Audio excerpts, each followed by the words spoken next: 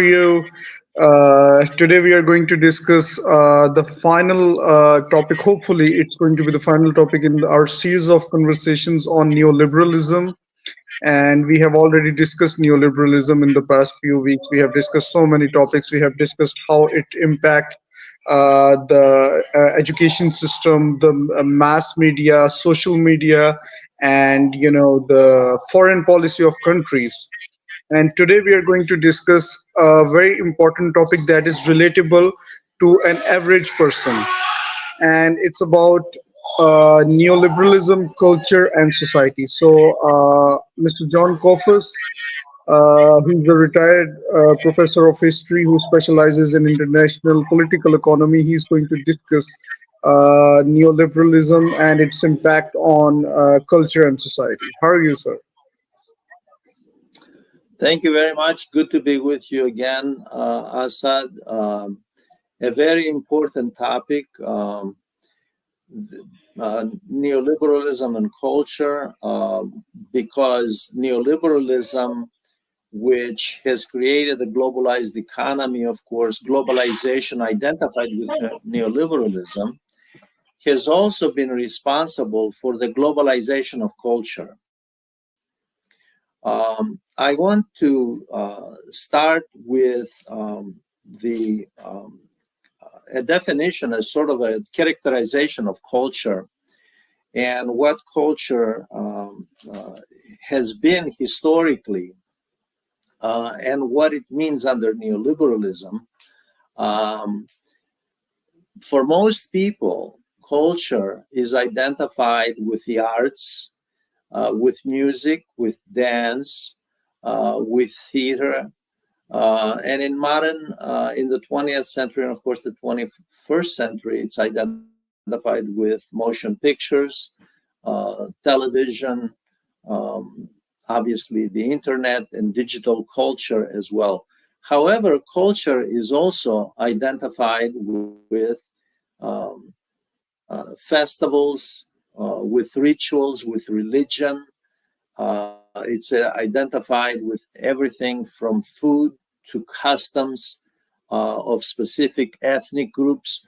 So throughout the world, historically, ethnic groups have had their own culture, and that is their identity card.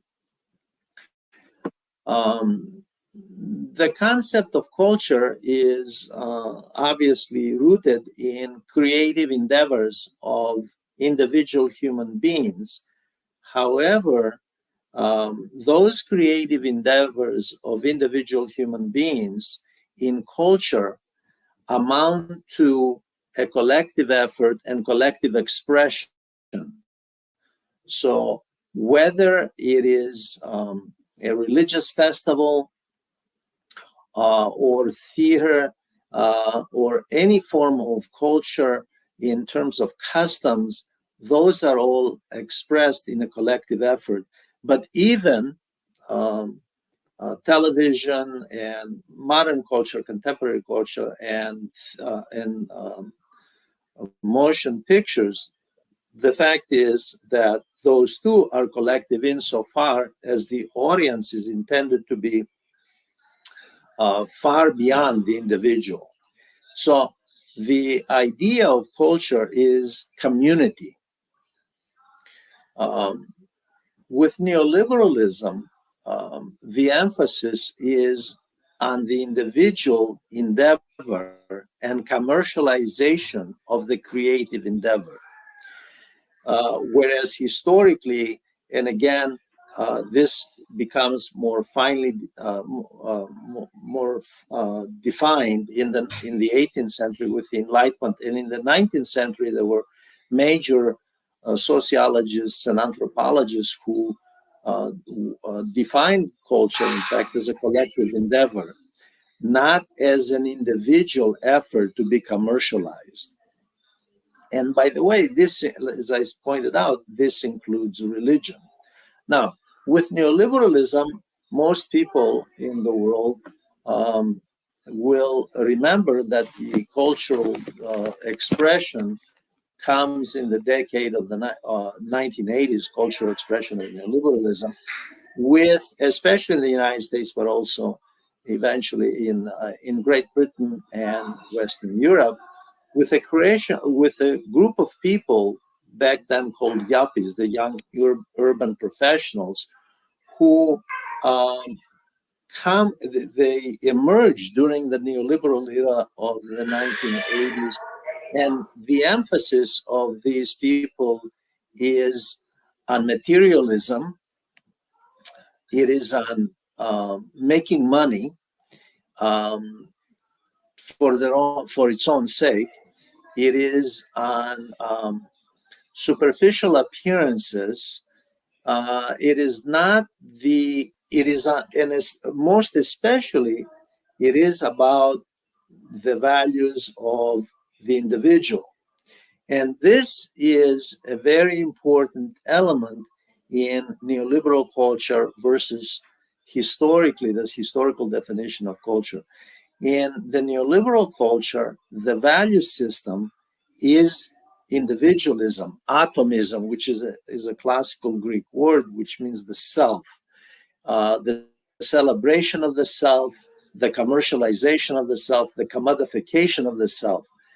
And the historically, from ancient times, from classical period, and this is not just in the Western world, but in Confucianist China, as well as in the subcontinent of India, the fact is that the emphasis, and again, by the way, when we speak of the ancient times, I want to emphasize that the dominant force of culture in the ancient world comes through religion. Many people don't realize that much of what emerged eventually as secular culture, non-religious, had its roots in religion, including, by the way, philosophy. Philosophy itself had its origins on religion. So religion and was, and it still remains, an integral part of a society's culture, regardless of whether that society was among the Incas of Peru, or in ancient China, or in the Indian subcontinent, or in ancient Egypt, or Mesopotamia, or Greece, or Rome. Religion becomes the basis, the foundation of culture. Many people also don't realize that a lot of what we regard as popular culture, rather than the high arts, in other words, fine sculpture, paintings, and so forth, the popular culture of dance, music, festival, including food. Food, by the way, is an identity card for many cultures around the world. Um, those all have their origins in religion and religious festivals. And to this day, many religions still celebrate with those traditions. So the secular culture emanates, it comes from, it has its roots in religious culture. Neoliberalism and it's collective, by the way, because all religions are collective until we get to the Protestants in the 16th century, where they begin to emphasize individualism, the personal relationship of the individual with God. Until then, all religions were a collective, a spiritual journey. In other words, it wasn't just the individual, but the individual as part of the universe.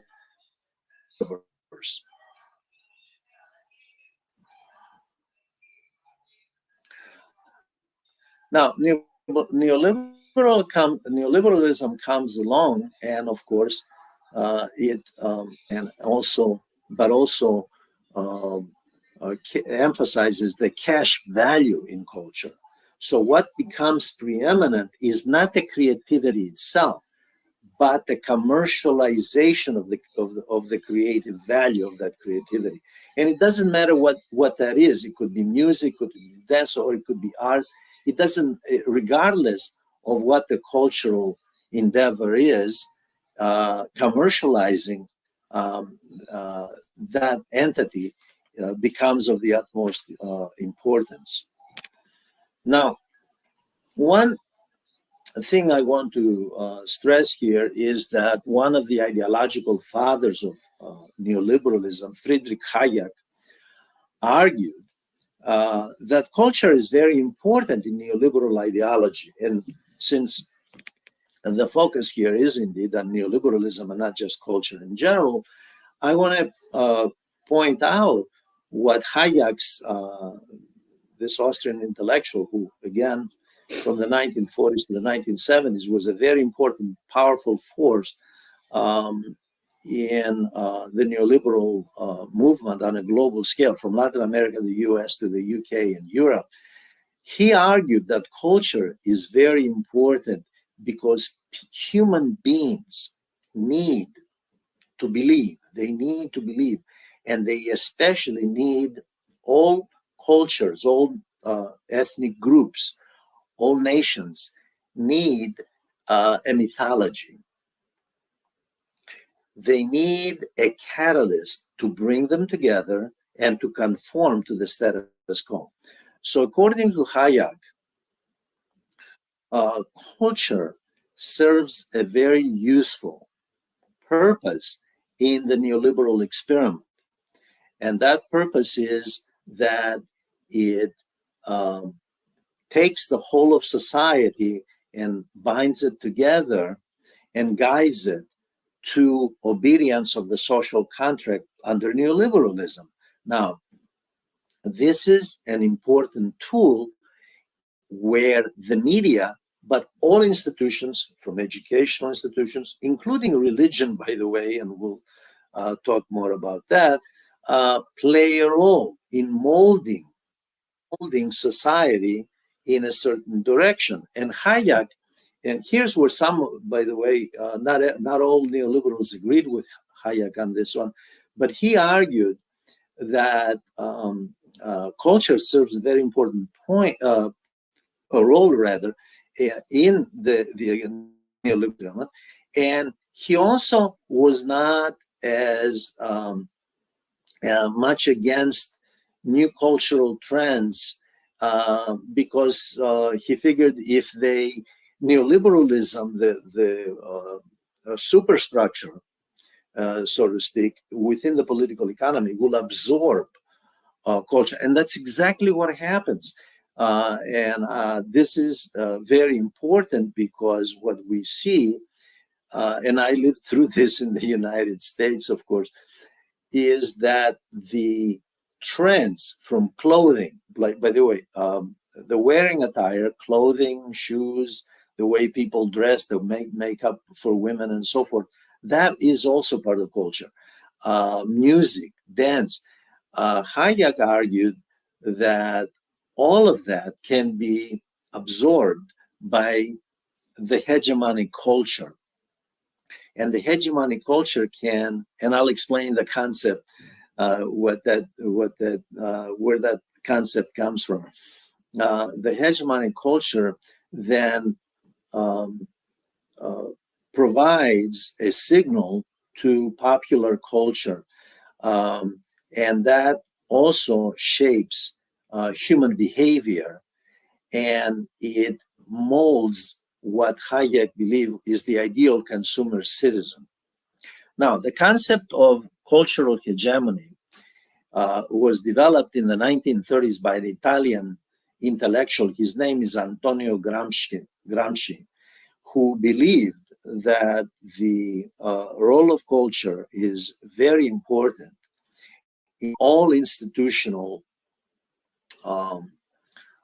functions, and that the state did not necessarily have to use authoritarian means and police powers, but through the institutional influences of cultural hegemony, the individual citizen was molded, and the that made the task of conformity easier. Um, the neoliberalism has in fact been very effective um, in this regard. The fact is that the hegemonic culture um, has succeeded, I would say, globally in different countries, of course, absorbing traditional institutions in different countries and molding them and gearing them to serve the neoliberal experiment. Um, one other thing I want to mention here about neoliberalism is that many neoliberals, in fact, believe in cultural determinism. They don't believe in economic determinism like Marxist scholars do, but they do believe in cultural determinism. They believe that human beings can be molded and that culture, as a determining factor in their lives, shapes them, shapes their behavior, shapes their buying patterns. For example, people are convinced on a daily basis what choice they make about what they wear, what choice they make about what they eat, what choice they make about anything that they can afford, assuming, by the way, they have the money to afford housing and so on and so on. Automobiles, all of those are cultural choices. And the hegemonic culture determines that. Now, hegemonic culture is found through various means, from television to radio to motion pictures to the media to social media. All of those have a profound influence in shaping the human mind. Now, here's where we come to a very controversial issue. Um, and it's about free will and cultural determinism and neoliberalism.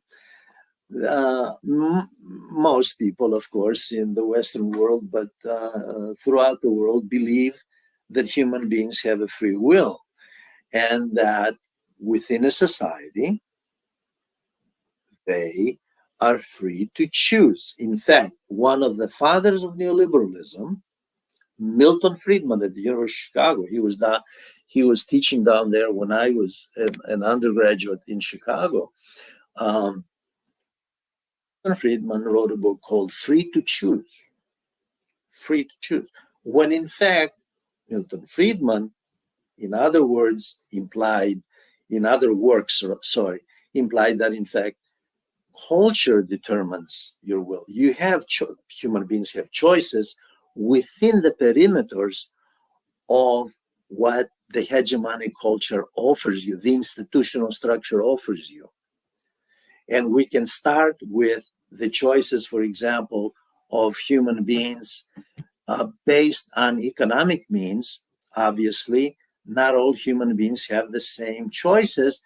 If Elon Musk, the billionaire, is in the market for a new yacht, he has choices between yachts.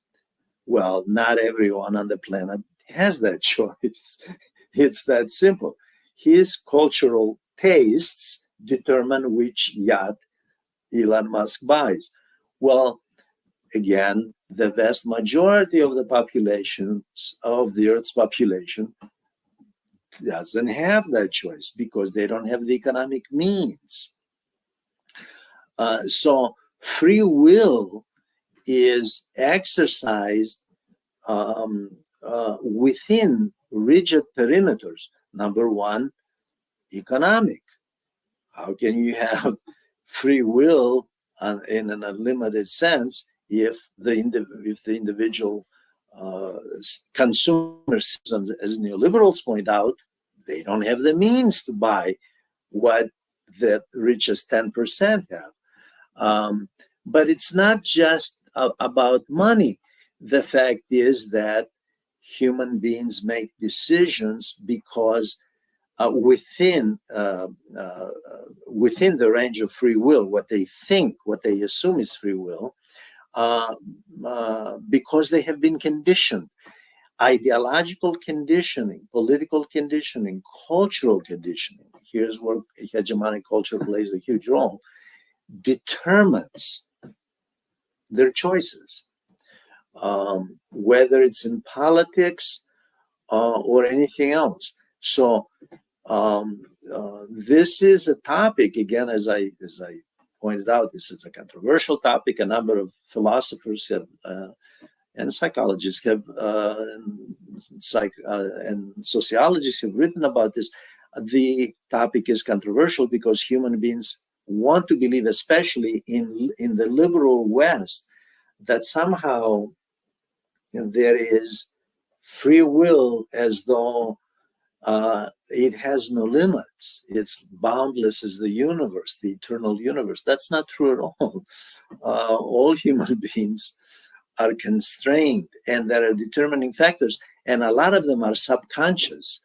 It is amazing the subconscious decisions people make where they believe those are their choices, when in fact they're not. They've been conditioned to make those choices. And again, once again, this is where neoliberals use the hegemonic culture to condition people, whether it's in choices to drink, for example, a certain soft drink from major corporation, major multinational corporation, or buy certain brand of clothing, or even listen to certain type of music. I'll give you an example, the so-called Americanization of global culture,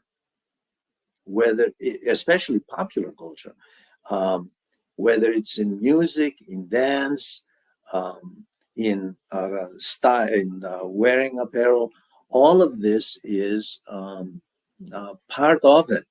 And it is geared to make the consumer citizen more of a commodified entity and not a critical thinking individual who asks questions about creative endeavors for their own sake, questions about larger questions about community, the welfare of community. What matters is the individual well-being, the self, and not the welfare of society. This brings us to a culture that technology, which has coincided with the rise of neoliberalism, has unfortunately contributed to, namely the digital culture, which has contributed to the greater alienation of human beings. Technology has made human beings more accepting of materialism, more accepting of individualism, atomism, less accepting of social responsibility, less accepting of community, and more willing to reject empathy on a world scale, by the way. And this is a trait of the neoliberal age of atomism. This also ties in, according to scholarly studies that have been done, to the rise in substance abuse, especially in the West, and most especially in Western Europe and the United States. In the age of neoliberalism, we see, statistically speaking, a huge increase in drug use and alcohol use, and suicides, by the way. Now, that too is a cultural phenomenon. That's part of the culture. the huge rise in substance abuse and not just illegal drugs, but in the United States, for example, which is only about 4.5%, 80% of the world's opioids. That's an epidemic. That was an epidemic until the government began to try to do something about it. And you have a huge rise in this phenomenon, and as well as illegal drugs. Again, 4.5% of the population consuming 25% of the world's narcotics.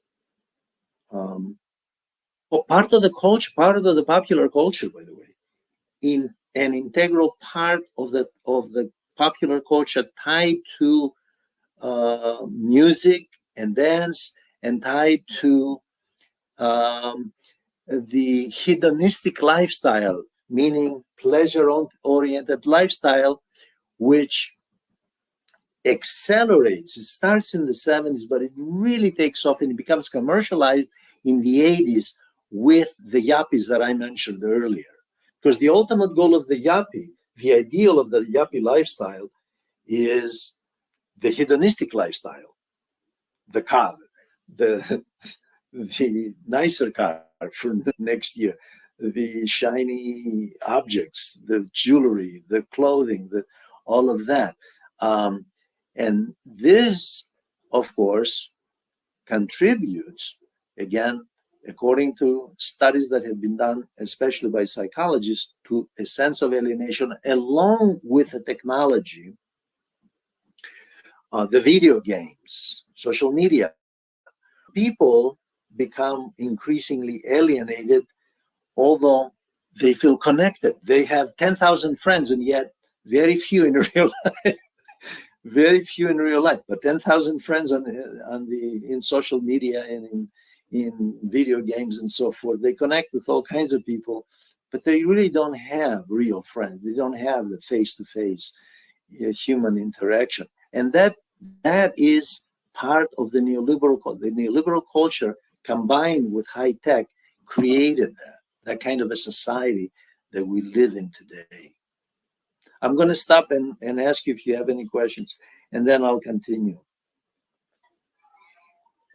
Yes, Mr. Kofus, you just pointed out so many things, so many factors that have been affected by neoliberalism in our lives. Just you said that video games, social media, and cell phones, and the evolution of technology, we can say, has negatively impacted the society. And people have so many virtual friends but no real friends, thanks to this technology, and that you say is the policy of neoliberalism. That's great. You just pointed out that human beings, uh, your voice is not audible, sir. I think your mic is mute. Your mic is mute, sir.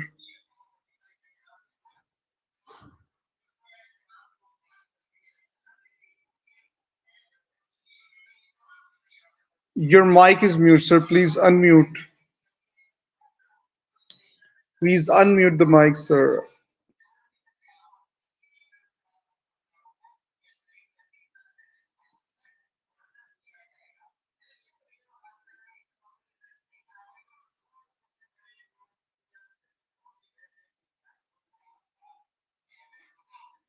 Sir, your mic is muted. Please unmute the mic.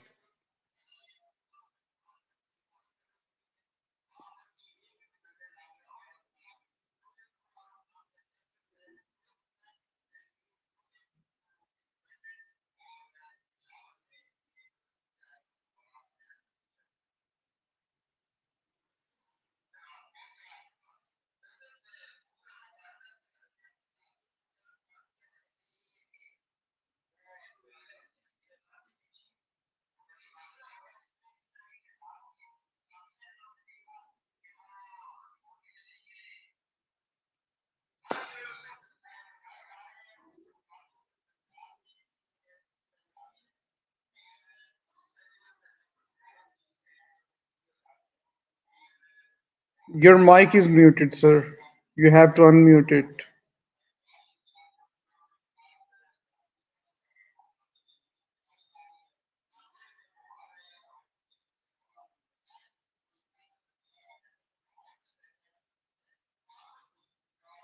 You can click on the mute button and it will be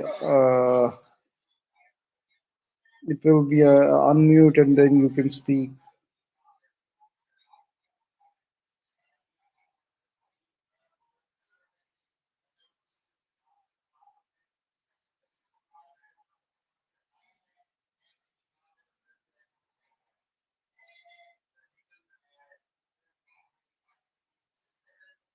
Well, I think there is some technical issue on behalf of Mr. Kofas. He must be fixing that. So, well, he pointed out so many things that due to which our society has been very negatively impacted by neoliberalism. For example, he just said that mobile phone and social media platforms, video games alienated human being from one human from another human. On social media, for example, you see there are thousands of friends, thousands of connections on Facebook, Twitter, but in actual life you don't have any human interaction. And Mr. Kofus, you're back. I had a question in my mind. You just said that human beings want a free life, a life without any restriction. They want to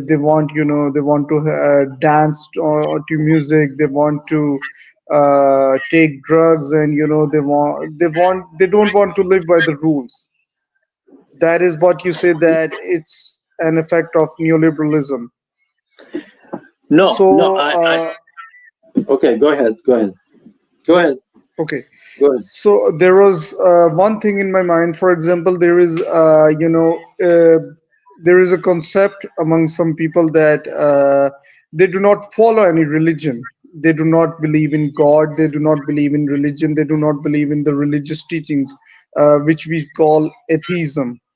So do you think that being atheist has something to do with neoliberalism? No, I'm glad you, Assad. I'm glad you asked that question because neoliberalism actually promote religion from Hinduism to Islam to Christianity to Judaism. They are actually against atheism, and the reason is because they believe that atheism is a form of rebellion against the status quo, and they can't use atheism as a vehicle to promote the consumer citizen, to mold the consumer citizen toward conformity, whereas they are much more interested in, and they have been using. For example, Modi in India has used very successfully Hinduism, okay, combining it with neoliberalism. In the United States, the most ardent supporters, the biggest supporters of neoliberalism in the talking about cultural neoliberalism are the evangelicals. The atheists tend to be rebels, they're against, they don't conform, they stand back. The fact is that the neoliberal fathers, the early scholars who developed the ideology of neoliberalism, were very much interested in, including, by the way, Hayek. Although they were interested for the wrong reason, they were interested so that they can use religion to manipulate toward conformity the consumer citizen.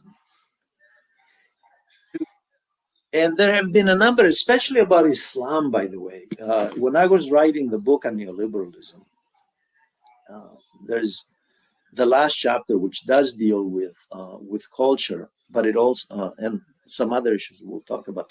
Um, You won't believe how much there is written out there about Islam and neoliberalism, and scholars arguing whether Islam is consistent as a theology with the secular ideology of neoliberalism, because Islam is about mutual help, helping the poor.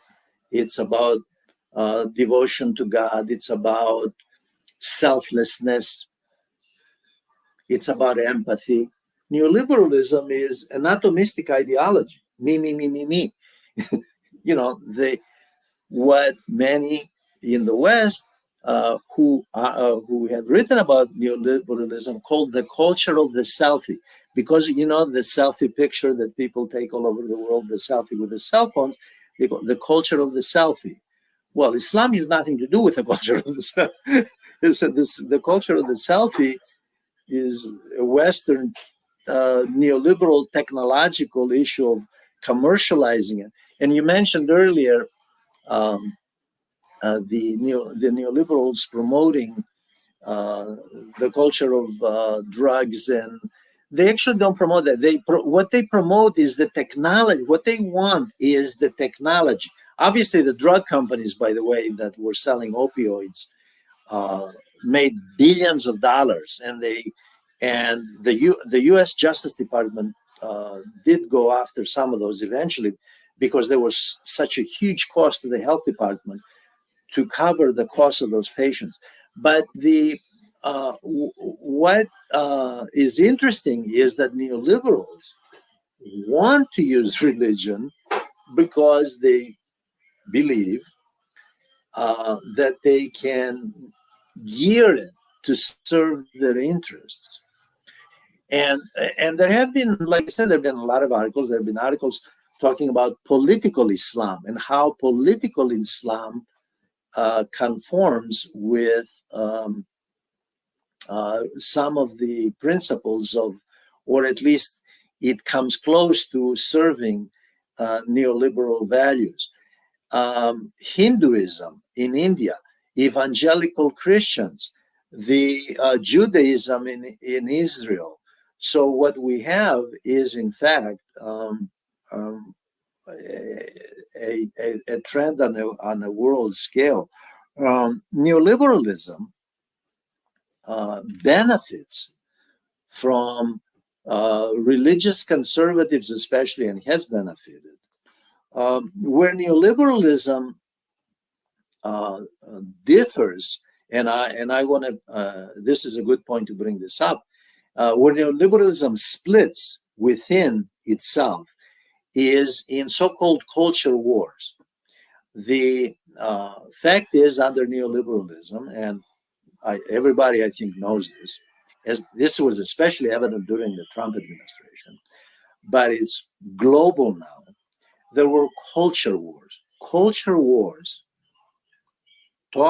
refer to policy, a policy struggle between, you mentioned atheism, between those who are on the left, who are, no, I wouldn't call it the left, but the center, the liberals who are neoliberals, and then the traditional, the more conservative neoliberals who differ on culture, but they don't differ on the goals of neoliberalism. The culture wars have been used from the United States to Europe to the rest of the world, Latin America, India, as a means to present to the population that there is actually some kind of a huge difference when, in fact, and there is in culture. It's true that the more traditional neoliberals favor um, religion, they favor monogamy, they are against homosexuality, they're against um, the gay rights, adopting children, for example, which is a big issue in the Western countries, gay couples adopting children. Um, they're against abortion. They're against a number of issues which are under the liberal cultural label.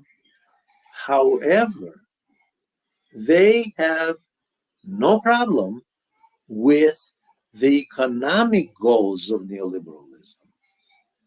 And there they agree with the liberals. So there is convergence on the economic and social class issues, but not on the cultural. So this is a very, very important point because in the we see it in the United States in the two presidential elections. We see it in France with the presidential election between Macron and Marine Le Pen, for example. She was the far right candidate, neoliberal but culturally conservative, authoritarian. Uh, Bolsonaro in Brazil against Lula, who was the left candidate. But the fact is, there is convergence on where the political economy is going. I want to mention one other issue here before I forget this one. This is a very important issue. It pertains to the entire Indian subcontinent from Bangladesh to India um, to Myanmar. This is a very important issue. It has to do, but also across Africa, by the way, especially Northern Africa and other parts of the world. And that has to do with the neoliberal cultural issue of the green economy. Now, the green economy predates neoliberalism. But what happens under neoliberalism, a number of NGOs which presented themselves as entities which were to serve the community, to serve the people, but were all along funded by corporations or governments, argued that they were interested in a green economy. They were there to protect the environment. And I want to make it very clear that the scientific community um, is absolutely correct, and they have valid points about climate change and about the degradation of the environment. The fact is, our planet is very dirty. I'm a historian. When I taught the first industrial revolution, one of the things I used to tell my students is that between the beginning of the 18th century and the end of the 18th century, the larger cities in England, especially London, Manchester, Leeds, industrial cities in England become polluted. There was no industrial pollution, obviously, because there was no manufacturing before the Industrial Revolution in England. Industrialization brings up pollution. And it's no secret that the planet is, in fact, under a cloud of pollution. The oceans are polluted, the air is polluted, drinking water is polluted with agrochemicals in farms. However, what has happened under neoliberalism, the green economy itself has been commercialized. In other words, the green economy, the environmental movement has been co-opted by the neoliberals. And what they have done, and this is one of the reasons that we have seen from 2019 protests of the rural workers in India to farmers protesting today, all over Europe, from Germany to Western Europe to the Balkans down. Uh, One of the reasons is because of neoliberal policies, which favor large scale farming, large scale agriculture, and they also favor, and in the name of more efficiency, market efficiency, and in the name of those farming operations running uh, running with much less pollution, without polluting as much as the small scale farmers.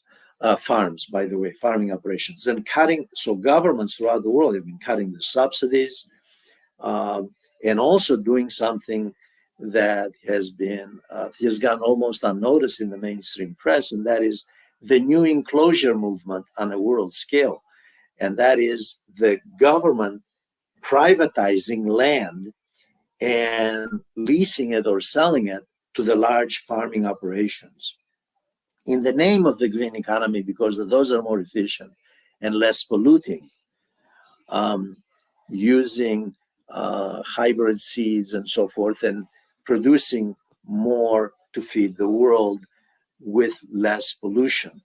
So this is a very important point as well, and that is the environmental movement. Therefore, has been co-opted. The environmental movement itself has been co-opted by the neoliberal uh, experiment. And that too is a global movement. It's part of the neoliberal culture. And again, I want to make it very clear. Uh, as an academic, I worked with people who were good scientists and they genuinely were interested. I worked with one guy who was doing some very good work in the Great Lakes region in the Midwest in the United States to reduce pollution in the lakes, for example.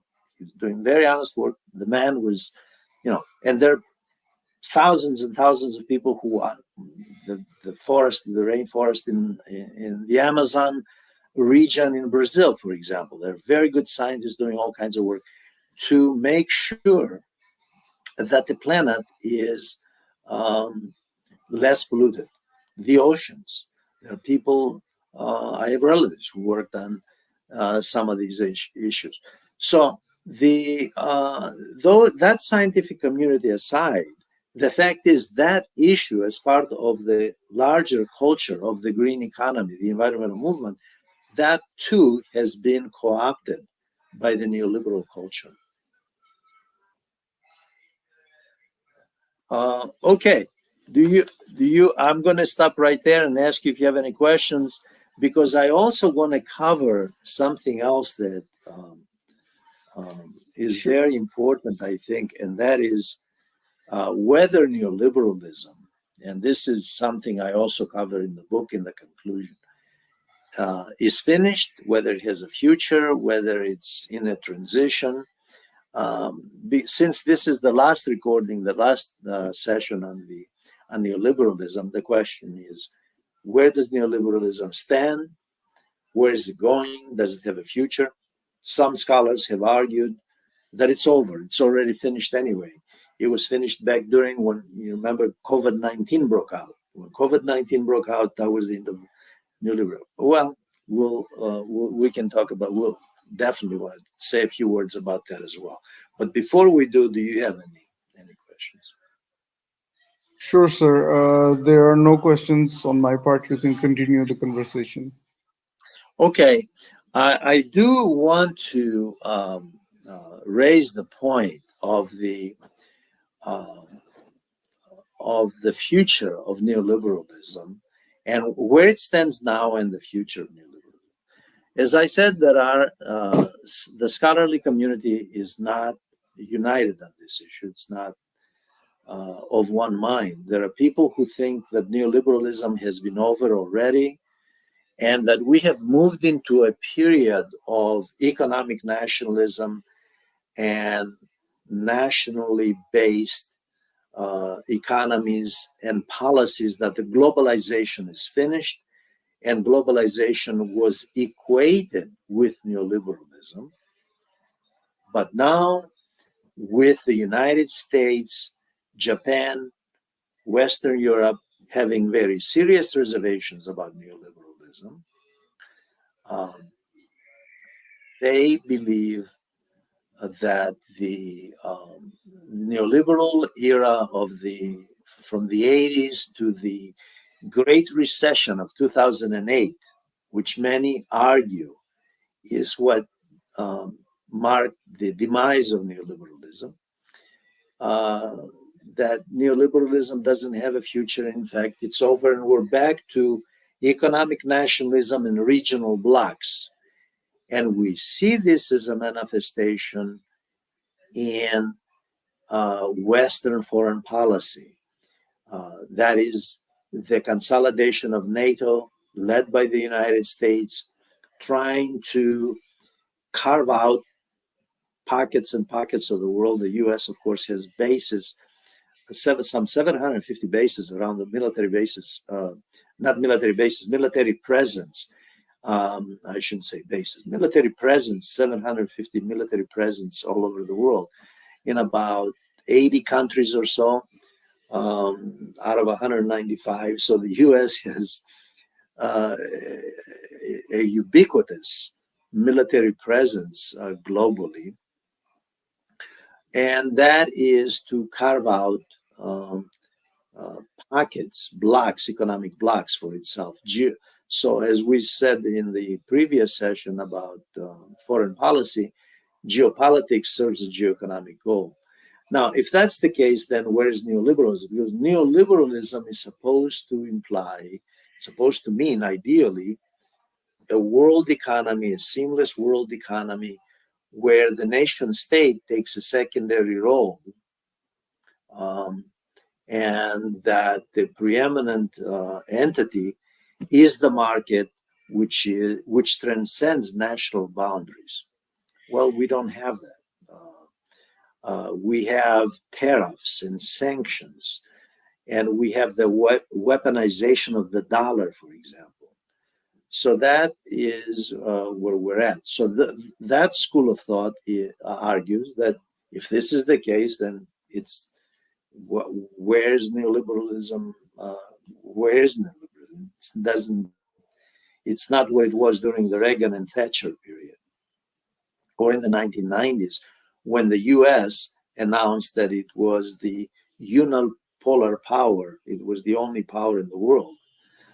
Um, My view is that neoliberalism is alive and well, and it's going to continue. It's just evolving. It is evolving and adapting to the geopolitics of the great powers, the G7, which is fighting against the China led BRICS group, which, by the way, as I stated in the previous session, the China led BRICS group combined has a greater GDP share of the global economy than the G7. So this is a power struggle between what was formerly the core of the world economy, namely the transatlantic region, Northwest Europe, the United States, Canada, Australia, and Japan, against an Asian led by China. I shouldn't say Asian led because Japan is part of Asia, but it's with the US and the transatlantic group, a China led BRICS group, which has much of the global south behind it, by the way. There's no doubt. And it will be even more so after the Ukraine war, after the war that Israel is carrying out against the Palestinian people. So we have um, regional blocs, to be sure, but within each nation and within those blocs, neoliberal policies and neoliberal culture, which is the commercialization of the individual, the commercialization of everything, and the commodification of everything, including the self, will continue, and it is continuing. And there is no sign anywhere on this planet that there is a reversal of this. There's no sign. Now, what comes next, which many have asked in journalism as well as academics, is very difficult to predict because these systems wither from within, they decay from within when they're no longer useful to the elites then they transition to another development model and another culture of capitalism that comes along to replace them. I'm not in the business of predicting, but down the road. But neoliberalism, for now, is holding on. Ironically, one of the reasons is, although the West is adamantly against China's rise to globalism, it is precisely because China is interested in globalization, because it benefits from globalization, that it is holding the rest of the world economy as tightly together as it is. Um, and for that reason, the neoliberal experiment is continuing. Many people don't realize, unless, of course, they have dealt with this issue and have studied it, that because of China in 2008, the world economy did not suffer as greatly. It suffered, by the way, but not as greatly. Just as Russia has not suffered as greatly, given all the pressure, the economic pressure by the West against Russia during the Ukraine war, because China was behind it, as was India, by the way, this time. And so, in a paradoxical way, in a weird way, let's put it very plainly, China, which it's not a orthodox neoliberal country at all. It follows a mixed model, and it's certainly against the neoliberal culture. By the way, China is a traditional society um, that has aspects of Confucianism in its culture and Maoism. It's very shy to take too much of the neoliberal Western culture in its society. Um, has very serious reservations about that. But inadvertently, China is actually holding the neoliberal experiment together because it's in its interest to do so. It is in its interest that that experiment continue so that China can continue rising to globalism, to the hegemonic power that it's headed, and that is its goal, and that's the reason it has been buying all along. Although in the last couple of years it sold a number of U.S. treasuries, in other words, the bonds that hold the dollar together. The dollar would have had a lot less value if it weren't for the Chinese buying so much of the paper. In other words, the treasury bonds from the U.S. So neoliberalism, in my view, is not going anywhere at this point. I think that neoliberalism is here to stay for the foreseeable future. I also see the neoliberal international structures like the IMF, the World Bank, the World Trade Organization, those are neoliberal institutions on a world scale. Those are very sound. And China, by the way, is a member of every one of them, as is the US. They support them, as are the G7 countries. So I think you have a mutual benefit on the part of countries that are rivals, and inadvertently they're holding the neoliberal experiment together. So it's not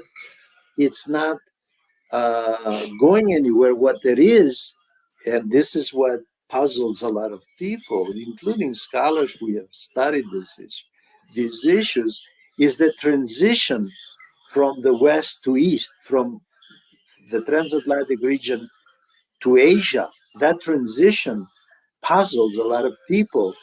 And although they have seen the rise of globalization coming from the West, now they see that globalization center is Asia. And it is no secret, by the way, that Asia itself has been profoundly influenced by neoliberal culture. I mean, we see this in Asian everything, from lifestyles to motion pictures to television to music, whether it's South Korea or South Korean music with a lot of Western influences, South Korean cinema.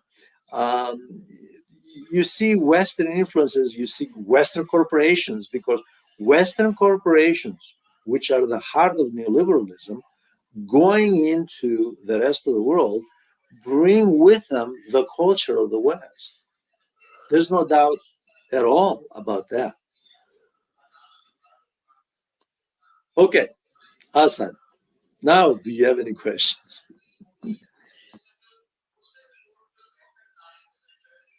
Well, there. No, sir. You can continue that. Okay. I do want to point out that the most important sign, and this is something I developed, a theme I developed in my forthcoming book on neoliberalism, that neoliberalism is going nowhere, is that historically, from the ancient times to the present, when there is um, an indication that there will be a demise of um, the social order, what you have is you see crisis developing in society. The transition from the mode of production from the classical period to the medieval, and the transition from the medieval, the manorial system, the manorial system that existed of subsistence economy throughout the Middle Ages, from the Islamic countries to the West, by the way, to a commercialized economy, that transition toward capitalism, uh, called social discontinuity, by the way, which the great French scholar Fernand Bourdelle and the Annales School, many scholars from first from Europe and then all over the world who followed that school. I grew up with that school, studying that school of thought. The transition, the social discontinuity transition, is not present. I don't see social discontinuity, so that I can conclude with any sort of confidence that we are living in an age where neoliberalism is finished and it's transitioning out towards something else down the road. I just, it may be coming years from now, but right now there's no sign of that. What there is a sign, and unfortunately, I will have to leave you with this very pessimistic thought. What there is a sign, Assad, is that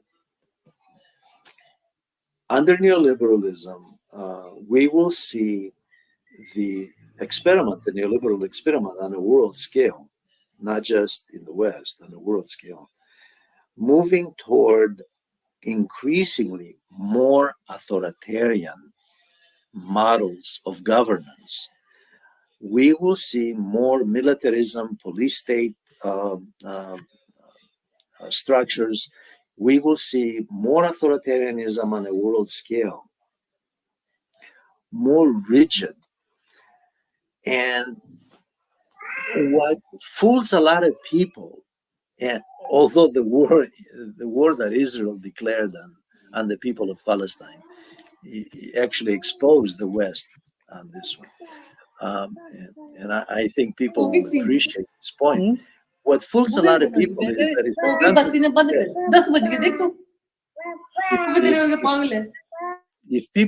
if a country declares itself a government, the elites declare that it's democratic, the media declares democracy, freedom, and all the rest, all the virtues of classical liberal philosophy that go with that structure, then that means it must be so. When in fact, when you look at their policies, they're not that at all. You can't have a society claiming to be democratic, when in the social justice criteria it ranks very low, when international organizations that do the metrics on these things compare one society after another. You can't have democracy at gunpoint. You can't do regime change and send armed forces in a country and claim we're doing it for your own good. We're freedom. You can't bring freedom at gunpoint. That's not democracy. That's not freedom. That and I'm afraid that the signal to the entire world is going to be under neoliberalism, more authoritarianism, unfortunately, and more populist right-wing regimes, whether it's like Viktor Orban in Hungary, or that of Modi in India, or Trump, who probably, in my estimation, Trump will probably win the election again. I don't know who's going to win, but my guess is he's probably going to.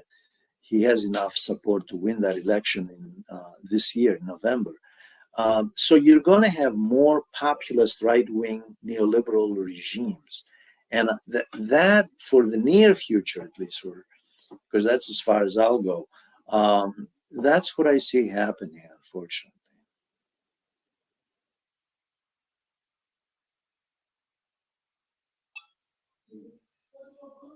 Okay, okay, that's so.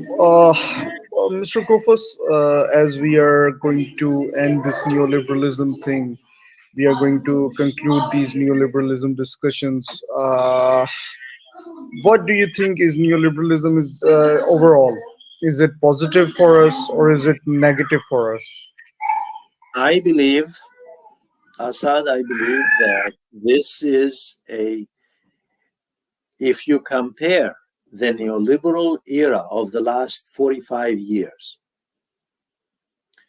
with the Keynesian era from the Great Depression, although the Great Depression was not brought about by Keynesian economics, but the Keynesian era from the Great Depression from the 1930s to the mid 1970s, that's the Keynesian era on a world scale, by the way. In spite of the fact that there was a communist world and they were not following Keynesian economics, they were not following Keynesian policies, many of the Western countries were following the Keynesian social development and economic development policies. They had the Keynesian social safety net. If you compare the Keynesian era, how the world developed and how the world fared, and how the majority, and this is what you have to look at, how did the majority of the world live? And one of the questions every 4 years when there are presidential elections, they ask in the United States is, are you better off today than you were 4 years ago? And the question we have to ask is are people better off today than they were under the Keynesian period, in the Keynesian period? And the answer is they're not, because all the statistics, now there's one exception, by the way, well, couple. The big exception is China, but China is not following an orthodox neoliberal model. China is a one-party state, the Communist Party of China, following a mixed economy, and social development of China is very important. And that social development of China actually has elements of Keynesianism in it. Now, if you take China out and you look at the United Nations Millennium Goal, the United Nations, by the way, has this document called Millennium Goals, and it's designed to ultimately, hopefully, see the United Nations would like to see, theoretically speaking, because in practice we haven't seen anything like this, poverty wiped out across the entire planet, especially extreme poverty. That's important, wiping out extreme poverty. Okay, well, we haven't seen it.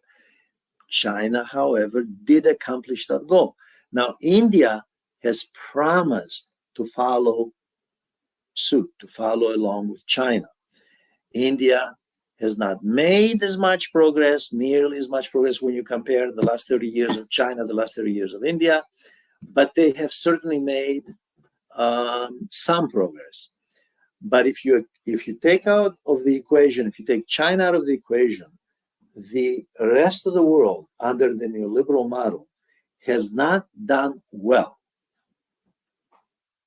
Meaning the totality of the people, not the richest 10%, and certainly not the richest, well, I'm not even going to talk about the richest 1%, but let's say the richest 10%, forget them. But what about the 90% of the world's population? Have they done that well? And the answer is no, they have not.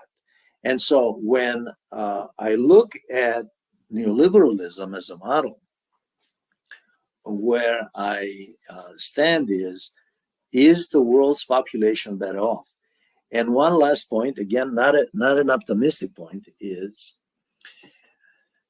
neoliberalism, unfortunately, as you know, as everybody knows, for the sake of chasing profit, chasing money, has resulted in a lot of wars. And millions of people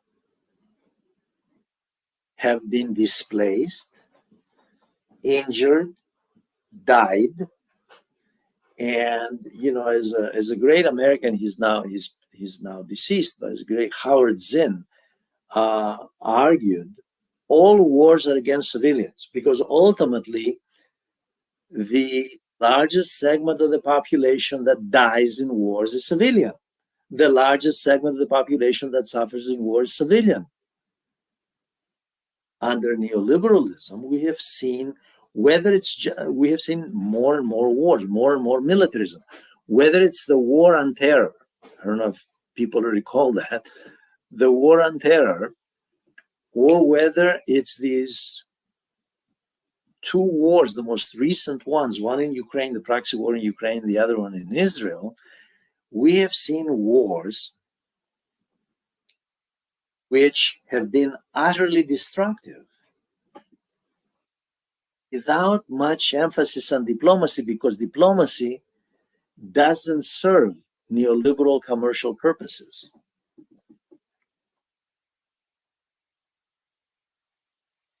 That's my view, and please Well, ask me if you want to ask me anything, or add something, by all means. okay. Well, Mr. Kofas, I believe that we have conveyed all the important information that we can on neoliberalism to the viewers, and it was, it is a relatively new concept for most of the people. I assume that they don't even know what neoliberalism is, and even if they have heard of it, they don't know in detail. So, in the past couple of weeks, we have discussed neoliberalism in different sessions, and you have tried very best to explain what neoliberalism is and how the neoliberalists are implementing it, how they're using it in religion, in culture, in society, and in foreign policy, in education, and in economy. So there are so many different factors in our life that have been affected by neoliberalism, and I'm very thankful to you for sharing your insights. And we would also like to know about your book on neoliberalism, which is going to be published. Yes, Yes, if you could tell me something about that book. yes. The book is in the title of the book is Neoliberalism, Inequality, and Authoritarianism. It's supposed to be published soon, in a couple of months, perhaps. It's a very long book. It covers covers everything from the philosophy of neoliberalism, the ideology of neoliberalism, to artificial intelligence. There's an entire chapter just on artificial intelligence. Uh, it covers a number of Islamic countries, especially Indonesia, but also um, quite a bit on Iraq and Egypt. Um, uh, some material on India, some material, but quite a bit on Indonesia, Iraq, and Egypt. Um, the book also covers issues like the environment, neoliberalism, the environment, neoliberalism and culture. Neoliberalism, one things it's my fault I didn't mention, but I covered it a lot in the book, is neoliberalism and the world labor movement, uh, workers throughout the world, and the global trend toward contract workers, part-time workers, which are part of what the ILO, the International Labor Office here in Europe, calls structural underemployment on a world scale. There's quite a bit of material on neoliberalism and migrant population movements, again on a world scale, from the Philippines to sub-Saharan Africa, from Latin America, and so forth. That's a very important topic. Um, and of course, it covers foreign policy that we talked about, and media, social media, education, higher education, and education in general. And again, like I said, the book is very long. It's very detailed, and I think it's coming up. It's coming out from New York in a couple of months, maybe 3 months or so, something to that effect. Okay, I wish you best of luck on that book. We hope that it does very well in the market. And for now, we have covered all the important topics on neoliberalism. And if there is anything from that book or related to neoliberalism that Mr. Kofas wants to share, we will definitely talk in future on if there are more topics on neoliberalism, and we will also talk on different topics related to Mr. Kofas' expertise and his field. And that's all for now on my part. Thank you, Mr. Kofas, for your time, and I'm also thankful to all the viewers for their precious time. Please share your opinions in the comment section, and do share this video with all your connections, your friends, your family, everyone, so people can get to know about neoliberalism, about some of the points from his very detailed book, and which we have tried to cover in these video sessions. Thank you for your time. Bye bye. Thank you. Thank you.